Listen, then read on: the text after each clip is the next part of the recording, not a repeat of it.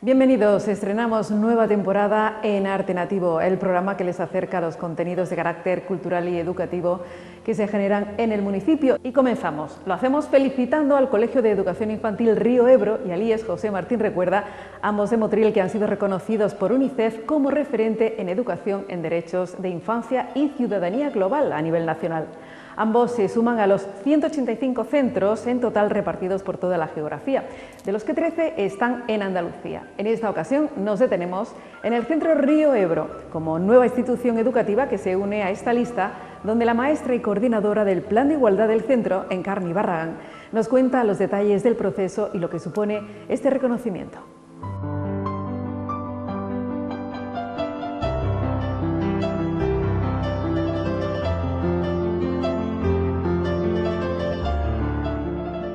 Este reconocimiento supone una transformación, es como un cambio, un pasito más en nuestra labor educativa. Es como que UNICEF nos acompaña, nos asesora y a la vez nosotros a ellos. Y eso es como un reconocimiento por nuestra labor, por el recorrido que nosotros venimos haciendo en materia de defensa de los derechos de la infancia y en trabajar los ODS, los Objetivos de Desarrollo Sostenible, por trabajar la defensa de los derechos de los niños, la prevención de la violencia, la prevención del acoso infantil. Por todo eso, pues ellos han valorado y nos han reconocido nuestra labor. En la edición de este año, la cuarta, UNICEF España ha concedido este reconocimiento a 149 centros educativos públicos, privados y concertados, de los que 95 lo obtienen por primera vez. Esto significa que casi 100.000 estudiantes de los ciclos de educación infantil, primaria y secundaria acuden diariamente a centros educativos donde se conocen, promueven y defienden los derechos de la infancia, y que han convertido la Convención sobre los Derechos del Niño en la base de su proyecto educativo. Andalucía cuenta con 13 centros referentes, entre ellos 5 más que la edición anterior. Renueva este reconocimiento el IES José Martín Recuerda con el grado de excelencia y se une a esta lista el Centro Infantil Río Ebro. El programa establece 3 niveles de conocimientos: inicial, avanzado y excelente, para los centros referentes en educación en derechos de infancia y ciudadanía global en función del grado de incorporación de la Convención que logren acreditar. Cada centro educativo está acompañado durante todo el proceso por un asesor o asesora de educación en derechos de infancia de UNICEF, que brinda información y herramientas a los centros educativos en función de sus necesidades. Nosotros estamos, aquí lo podéis ver, este es el reconocimiento que nos han dado y nosotros estamos en el nivel 1. Aquí es verdad que hay otros centros en Motril, que es el Instituto Martín Recuerda, que si no me equivoco está en el nivel 2. Eso es porque si tú sigues trabajando, este reconocimiento es para 2 años. En 2 años te vuelven a evaluar y te pasan, si sigues trabajando en esa línea, al nivel 2 y así sucesivamente.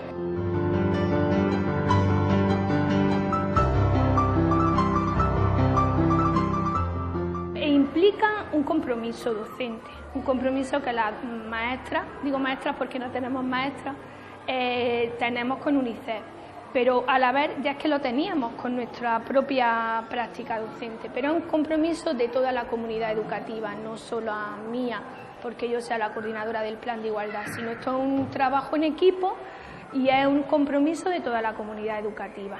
Y lo que te compromete pues eso, a seguir formándote, a tener en cuenta las propuestas y los recursos y los instrumentos que tiene UNICEF, que son muchísimos, y bueno, sensibilizar también al profesorado que llega de nuevo al centro, que hay muchas funciones que puede ir desarrollando.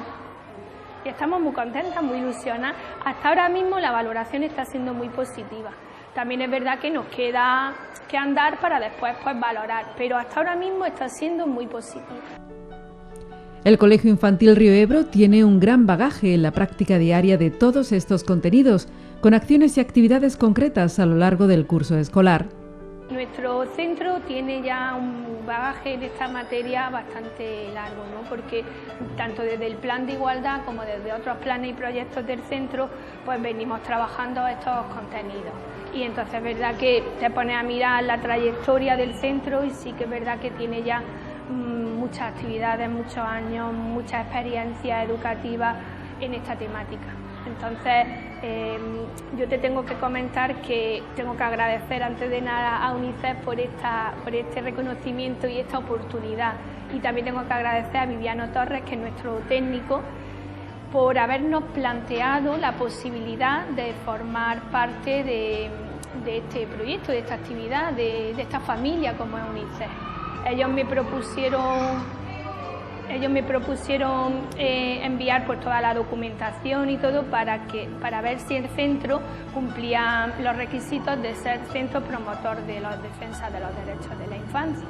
Entonces, pues bueno, fueron de una comisión evaluadora a otra y hasta que al final, en octubre, que es cuando salen los reconocimientos, pues nos lo han dado.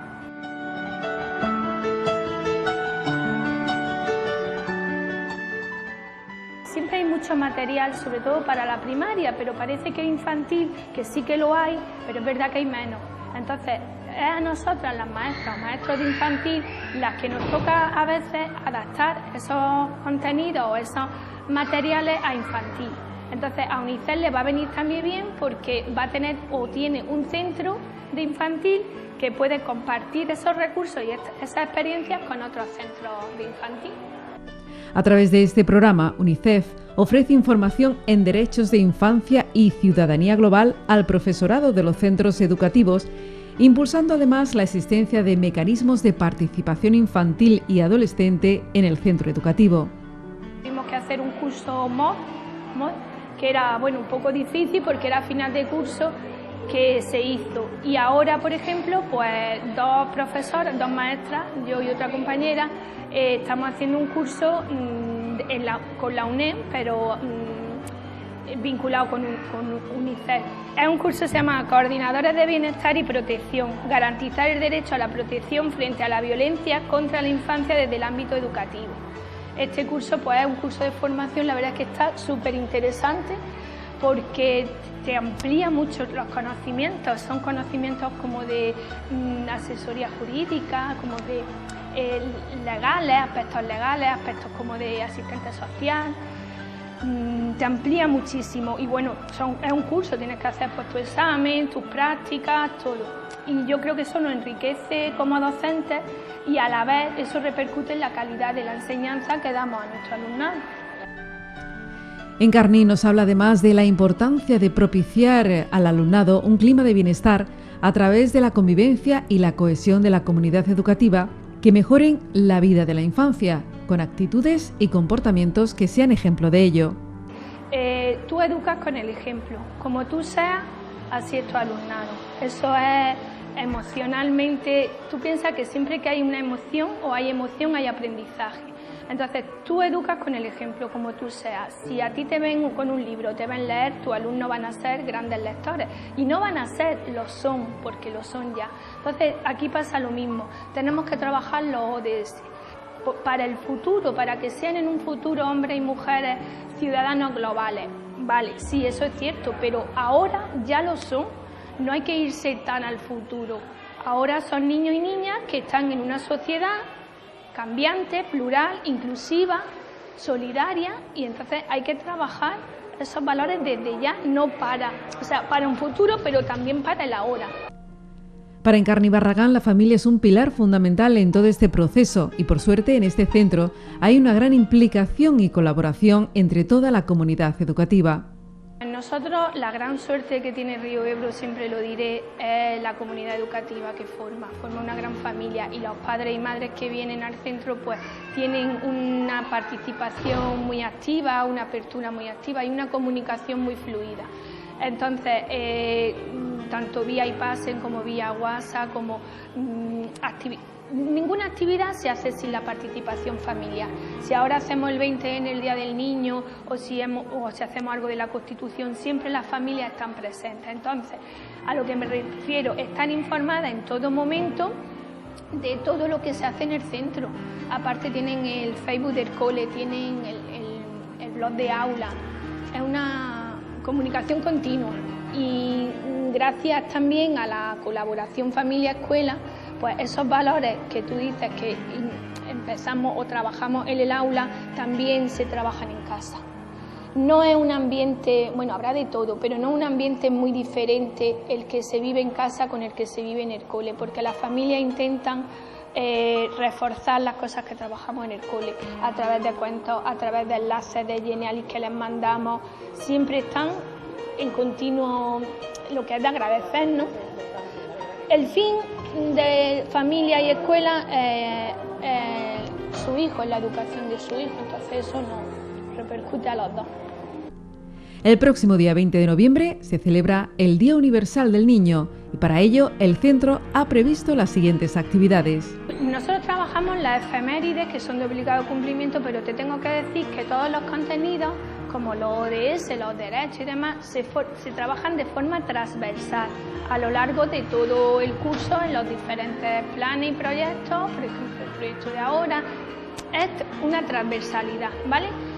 Dicho esto, nosotros vamos a trabajar en el 20M la situación de aprendizaje, nos hemos centrado en el derecho, tengo derecho a jugar. Entonces, hay una serie de actividades, yo siempre les planteo a las señas una justificación, el por qué hay todavía, lamentablemente, que no es celebrar, sería conmemorar el 20N, porque hay todavía los derechos de la infancia no están conseguidos y son derechos universales, ¿vale? En todos los países. Tenemos un lema y luego tenemos unos objetivos. Por ejemplo, defender los derechos de los niños y niñas de todo el mundo, trabajar por el respeto de los derechos de la infancia, participación de toda la comunidad educativa, centrar nuestra atención en los 4 principios de la CDN, que es la Convención de los Derechos del Niño, Niña, que es la no discriminación, el interés superior del niño, la supervivencia y desarrollo y la participación infantil.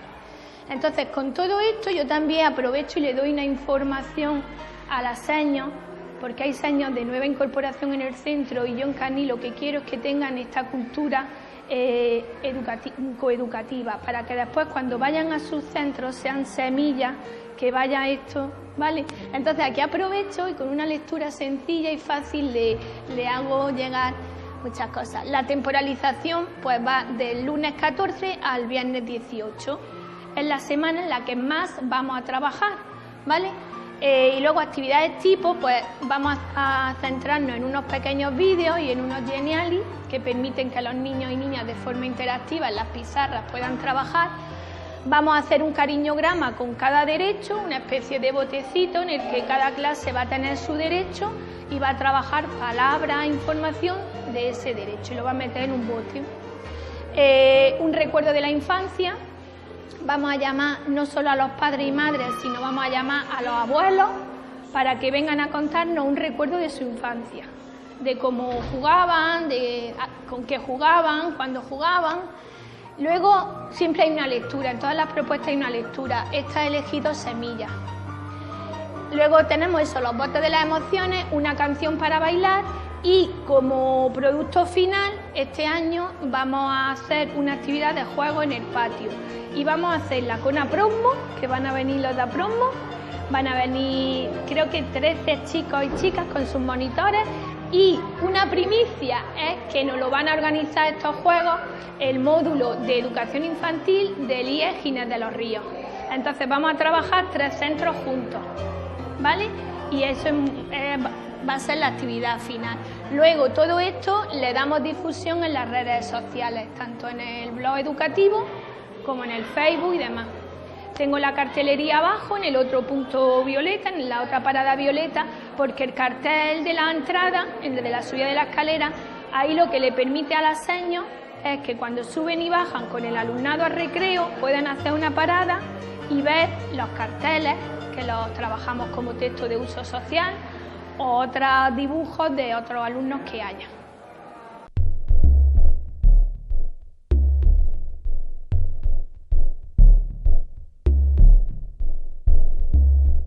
Juana la Lorca es una película en formato documental del videocreador y artista plástico granadino Valeriano López, en la que reivindica en clave de comedia la parte festiva y disfrutona de la obra de García Lorca.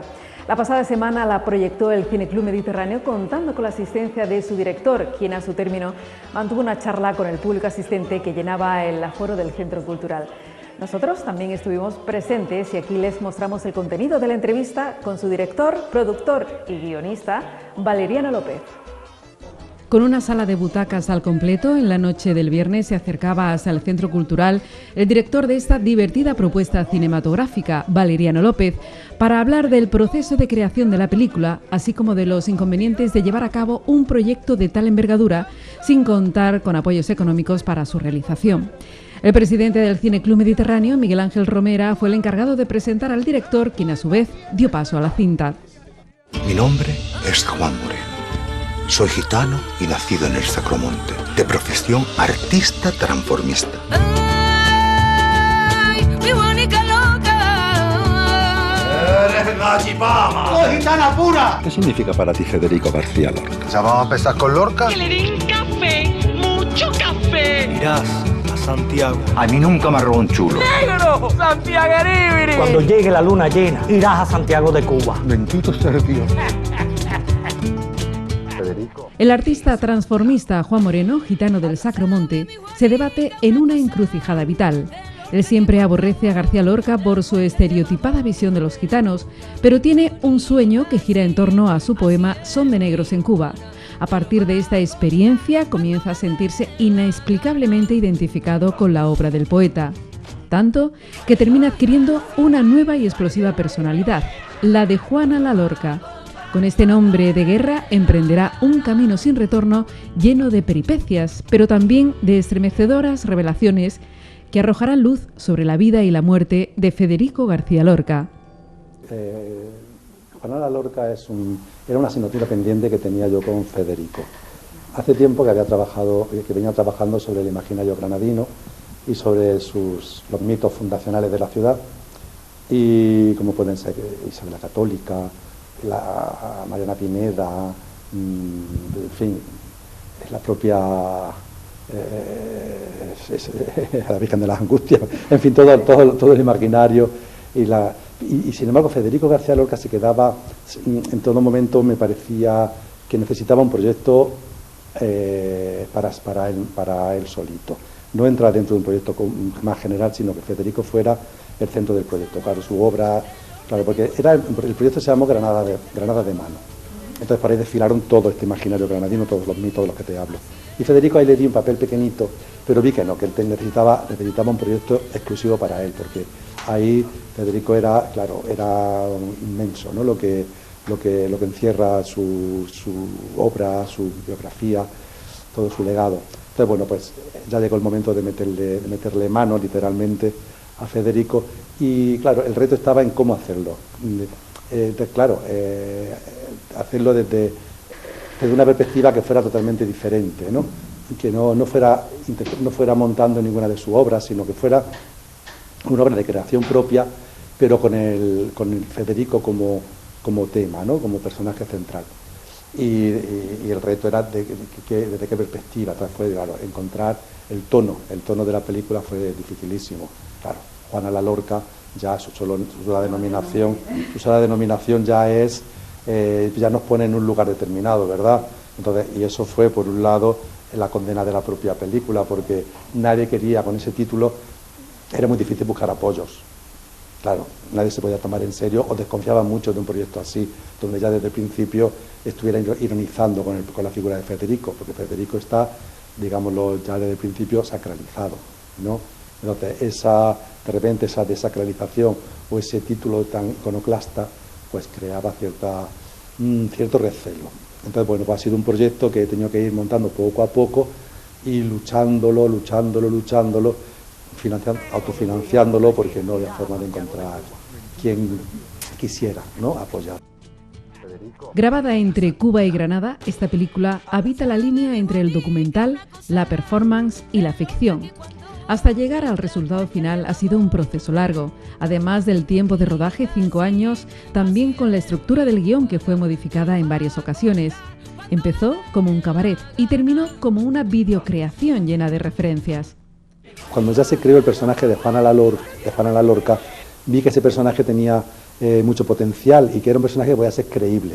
Juana la Lorca es un gitano travesti del Sacromonte, que tomó una entidad propia muy pronto, Entonces vi que se podía contar más, que funcionara muy bien como documental, como falso documental. Entonces ahí fue donde decidí cambiar del teatro musical al formato audiovisual. Y bueno, y dentro ya del formato audiovisual fue cambiando también mucho, hasta que ya cogió esta forma final de ficción, ¿no? Una comedia, realmente es una comedia musical. Pero también es muy inclasificable porque es comedia, es un musical, de performance, de cabaret. Yo vengo del arte visual, entonces pues engloba un poco todos los lenguajes que a mí me interesan. Tiene también mucho de teatralidad.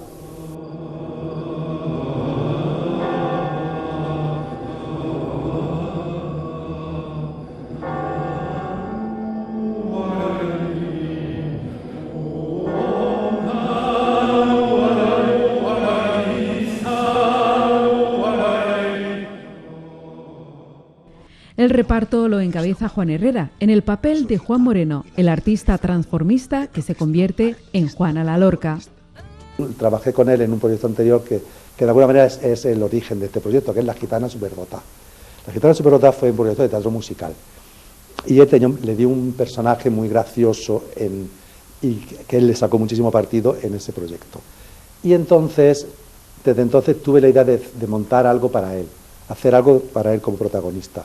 Entonces realmente la película, como él se llama, Juan, pues empezó con Juan y Lorca, y Juan, Lorca y Juana la Lorca. O sea que realmente él tuvo mucho que ver también con la generación del título. Aparte de que Lorca elegía a doña Juana la Loca, ¿no? O sea que estaba todo, hay muchos elementos ahí que se conectaban como para que el título al final quedara de esa forma. O sea, Juan es una persona, es un gran amigo, un artista magnífico con el que ya había trabajado y que hemos trabajado, de hecho su implicación ha sido fundamental para que este proyecto se ponga en pie, porque qué artista se queda 5 años a tu lado, ¿verdad? Creyendo en ti y padeciendo todos los avatares que la película ha padecido y siempre estando conmigo a pie del cañón. Bueno, pues ha sido un proyecto que recorrido que hemos hecho juntos, ¿no?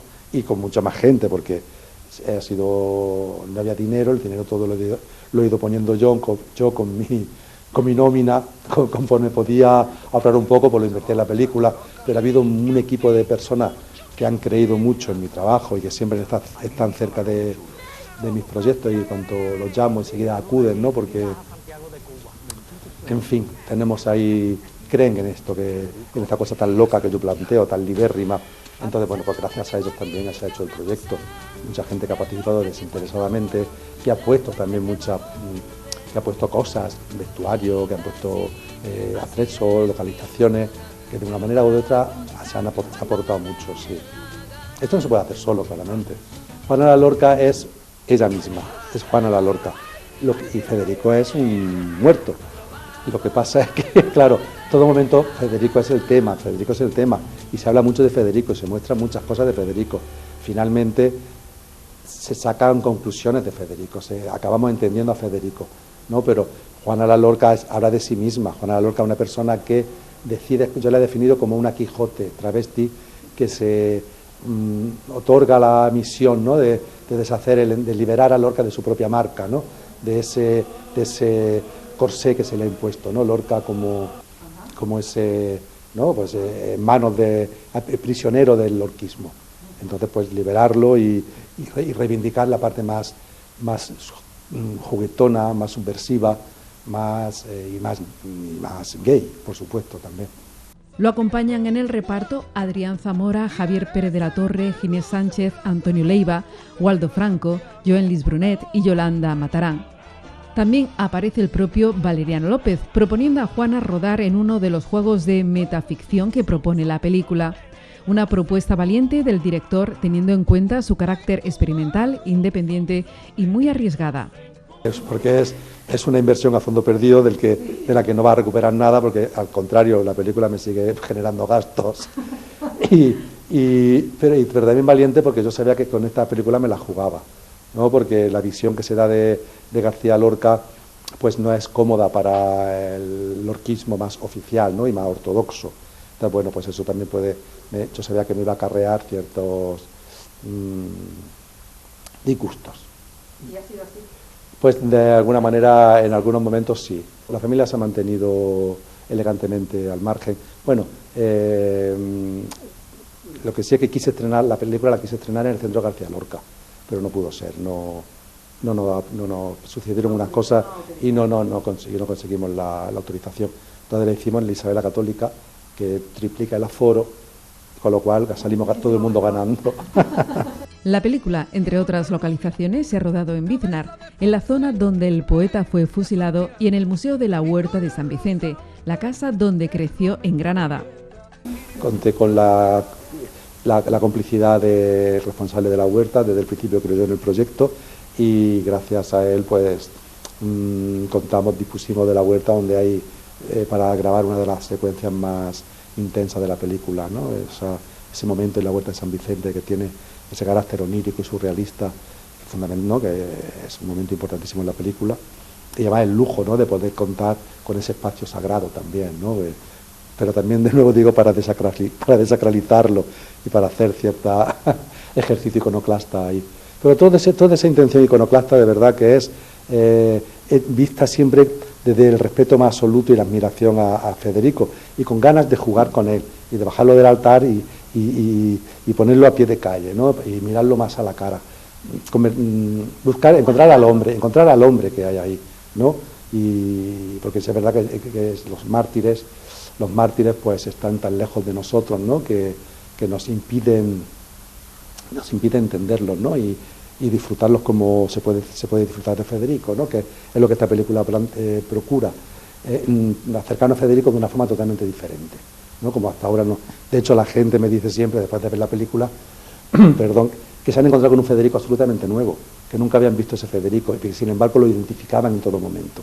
Veían a Federico en la película, pero era un Federico como nunca antes se había mostrado. El largometraje, hasta cierto punto, es casi una tesis sobre Lorca, en la que se exponen todos sus temas: el amor, la muerte, lo gitano. Su leitmotiv es el poema del autor universal Son de negros en Cuba. Cuando llegue la luna llena, iré a Santiago de Cuba, iré a Santiago. Ese es el leitmotiv de la película. Te decía Cabrera Infante que el son de negro, tiene el espíritu juguetón de toda la poesía de Lorca. Y eso me empecé a hacer, digo, es que es cierto, es ese espíritu juguetón que tiene la poesía de Lorca, pero toda la obra de Lorca y la propia persona de Lorca. Yo también soy una persona muy juguetona, y esa fue la conexión que tuve con Lorca. Digo, pero lo que voy a hacer va a ser jugar con él. Y entonces, mediante el juego y divirtiéndome con él, intentando comprender también mirarlo todo desde una perspectiva, desde la ironía, desde el humor, intentando hacerme amigo de Lorca. No tratarlo como objeto de investigación y de estudio, de admiración, sino hacerme amigo de él. Y por eso es por lo que a veces tengo la sensación esa de que tú me dices, ¿no?, de que he conocido, sí, pero es porque he tenido como cierta intimidad, hasta el punto que he llegado a decir, esto es entre Federico y yo. ¿Sabes? Esto no. Una película que está teniendo un recorrido interesante por festivales y salas independientes, con una gran aceptación por parte del público, siendo premiada como mejor largometraje de ficción en la 8ª edición del Festival de Casares. Me gusta quedarme con el público en la sala por ver la reacción que tiene, porque claro, cada ciudad es un mundo. También me decían al principio de presentar la película, me decían, bueno, es que es muy localista. Y yo decía, bueno, es localista, ¿habrá algo más localista que El romancero gitano? Y habrá algo más universal. Claro, si yo decía que lo local es lo más universal. Yo nunca tuve miedo de que fuera una película localista. He jugado a lo local, por supuesto que he jugado a lo local, siendo consciente de que trabajando con Lorca tenía que jugar a lo local, pero también sabía que estaba conectando con lo universal. Entonces, claro, hay muchos chascarrillos. Aquí se habla del pionono, pero ¿qué más da? Dice que es que nadie sabe lo que es un pionono, nadie sabe lo que es un pionono, pero el juego que se plantea con el pionono, la gente que la vea en París entiende que es un pastelito típico. ¿De qué más da que no sepa que se llama pionono? El juego que hace el pionero dentro de la trama es lo que cuenta, lo que se va a entender. Y además, cuando veamos una película iraní, cuántas cosas no sabemos y sin embargo nos encanta, ¿verdad? O sea que yo en ese sentido nunca siempre tuve, pero sobre todo también sabiendo que el propio Federico ha conectado lo más local con lo universal, ¿no?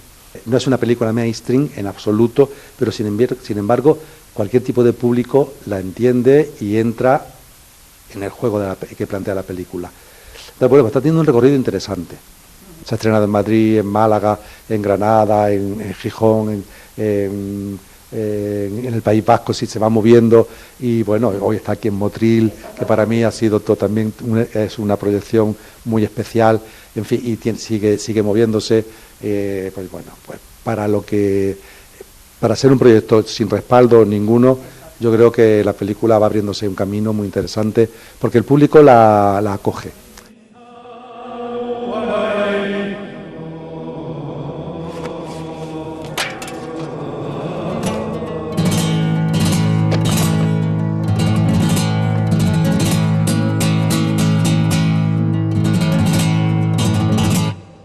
Yo me bautizo como Juana la Lorca. Valeriano, ¿de verdad que no te han dado ninguna subvención para la película?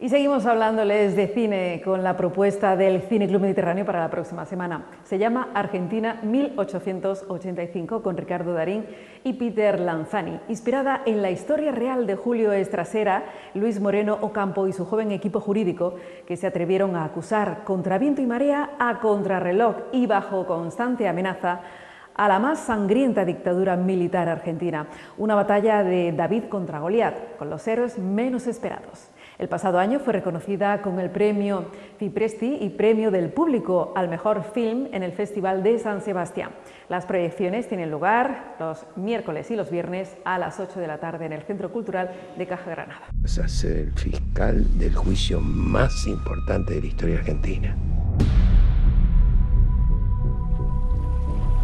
Estando yo en mi casa fui secuestrada. Me tuvieron encerrada meses. La responsabilidad jerárquica es de las juntas. ¿Cómo demostramos que ellos sabían?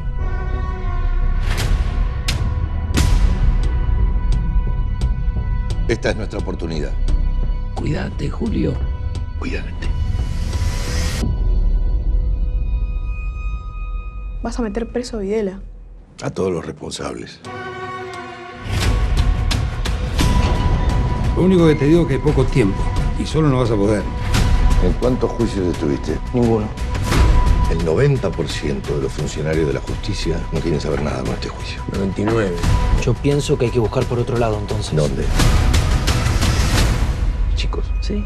¿Y si los funcionarios de carrera no quieren? Entonces traemos a los que no tienen carrera. Necesitamos demostrar que fue un plan sistemático. Que fue a lo largo de todo el país y durante los gobiernos de los 9 comandantes. En todo el país desaparecieron personas. Ellos son los responsables. Acá se trata de lo que el país necesita. ¿De qué tenés miedo, Julio? De todo. De que todo esto es una trampa. De que les pase algo a ustedes. Se metieron en nuestra casa y tengo audiencia en 1 hora. Policía, abre la puerta. Lo único que quiero saber, señor presidente, es si mi hija está viva o muerta. Lentamente, como para que no nos diéramos cuenta, una máquina de horror fue desatando su iniquidad sobre los desprevenidos y los inocentes.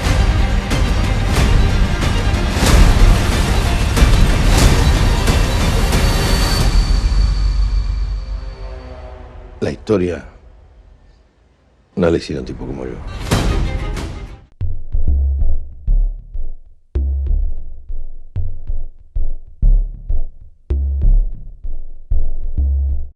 Y despedimos Arte Nativo con 2 actividades culturales que se celebraron en Motril durante el pasado fin de semana. Por un lado, los coros de las universidades de Costa Rica y Granada ofrecían el pasado viernes un concierto de cantos populares de las 2 orillas, y el sábado, La Madeja Teatro y GNP Producciones ponían en escena la obra El peso de Judas de Borja de Diego, dirigida por Antonio Doblas e interpretada por el actor José Chía. Durante algo más de una hora, los asistentes conocieron la visión de este apóstol sobre la muerte y pasión de Jesús. Ambos actos tuvieron como escenario el Teatro Calderón. Thank you.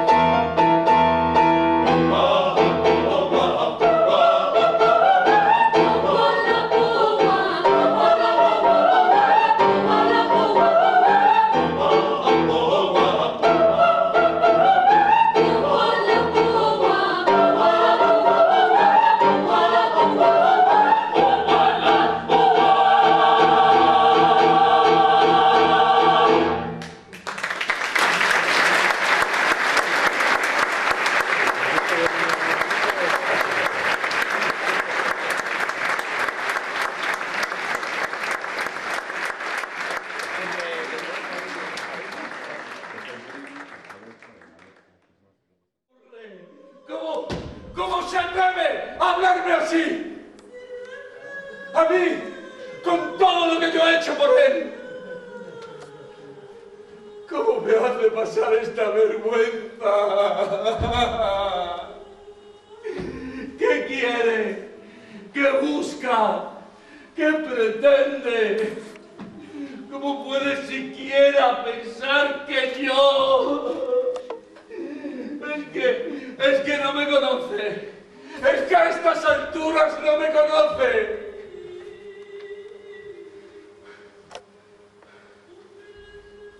Lleva unos días así, extraño, más callado de lo normal, en momentos ajeno a nosotros. Se ha esforzado por parecer sereno, pero tanto silencio le delata. En el fondo está asustado. Sí, está asustado. Lo hemos visto, lo hemos hablado entre nosotros. Lo hemos visto esta noche. Todo ha empezado como uno de sus juegos. Cuando le preguntamos dónde quería celebrar la Pascua, él no dijo nada. Cuando por fin abrió la boca, señaló a Pedro y a Juan. Les dijo que vinieran hasta aquí, que buscaran un hombre cargado con un cántaro de agua, que lo siguieran hasta su casa, que llamaran, preguntaran por el dueño y que pidieran cobijo. Que él estaba al tanto y lo dispondría todo. Eso le gusta. ¡Id a tal ciudad! Y llamad a la tercera, no a la cuarta, a la quinta casa que veáis. Y allí preguntad por tal y él sabrá. Él sabrá más que vosotros. Siempre ocurre como él dice. Pero así lo hicimos. Y al llegar a aquel lugar, aquel cuartucho no era digno de él. Un cuarto de invitado en el que apenas cabíamos los 13. Y él estaba allí, junto a la puerta, con un lebrillo. Nos ha lavado los pies uno a uno. Pedro el primero, siempre el primero. Ninguno lo hemos entendido, ni siquiera Pedro. Andrés se ha preguntado si no se habría vuelto loco y Santiago se ha reído. Creo que Jesús lo ha escuchado, lo hemos escuchado todos, pero él no se reía. Él ha lavado en silencio los pies de Pedro, los de Juan, los de Felipe, los míos. Y cuando por fin ha hablado, ha dicho que estábamos limpios, pero que quería lavarnos los pies.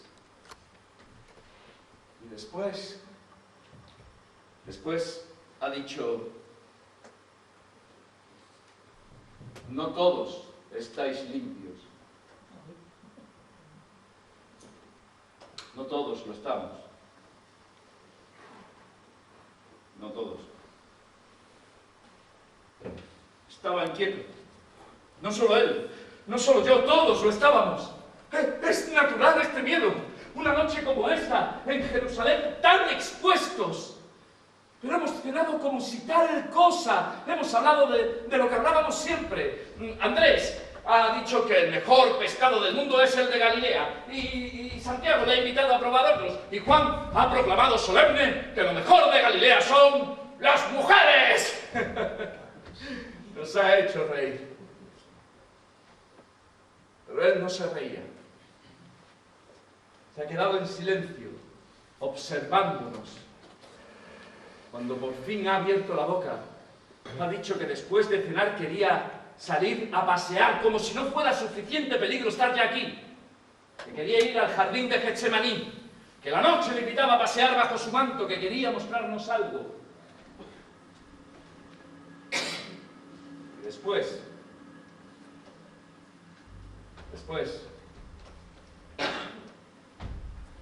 ha partido el pan y ha repartido el vino.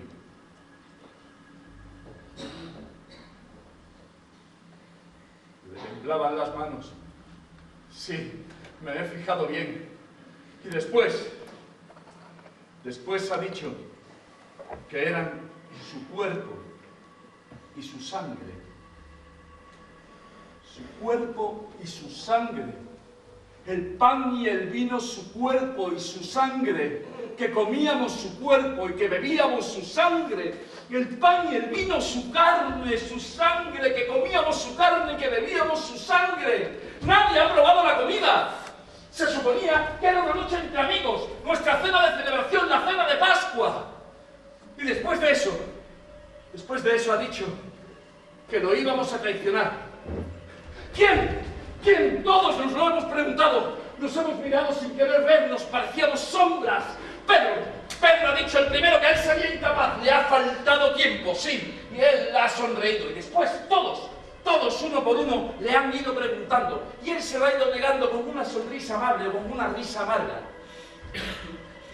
Que pobre de aquel que lo haga, que quedará maldito para siempre. No ha dicho eso. Ha dicho: ay de aquel que me entregue. Más le valdría no haber nacido. Sí. Ha dicho eso y yo también he preguntado. No me atreví a mirarle, pero nunca me ha temblado la mano y no iba a hacerlo ahora. Me he girado hacia él. Y ahí estaban esos ojos de cobre y fuego. Y entonces lo ha dicho. Lo ha dicho delante de mis hermanos, delante de todos, delante de Pedro. Ha dicho: haz lo que tengas que hacer. He tenido que irme. Y todavía cuando alcanzaba la puerta lo he escuchado decir: hazlo pronto. Creo que se reía. No lo sé. Haz lo que tengas que hacer. Haz lo que tengas que hacer, haz lo que tengas que hacer, haz lo que tengas que hacer, haz lo que tengas que hacer, haz lo que tengas que hacer, lo que tengas que hacer, haz lo que tengas que hacer, lo que tengas que hacer, lo que tengas que hacer, lo que tengas que hacer. ¿Por qué no haces tú lo que tienes que hacer? Se suponía que ibas a liberar a nuestro pueblo. Tú, el elegido por los profetas. Se suponía que ibas a unir a tantos miserables bajo una sola voz.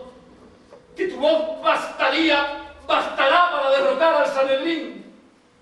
Todos verán en ti a un líder. Tú nos mostrarás el camino. Tu voz será pan y agua para el camino. Tu sola presencia nos reconfortará y dejaremos de sentirnos huérfanos. En ti veremos la sangre de nuestros padres y de los antiguos reyes, de Saúl, de Salomón, de David. Y volveremos a sentirnos identificados como pueblo. Y a una orden tuya nos alzaremos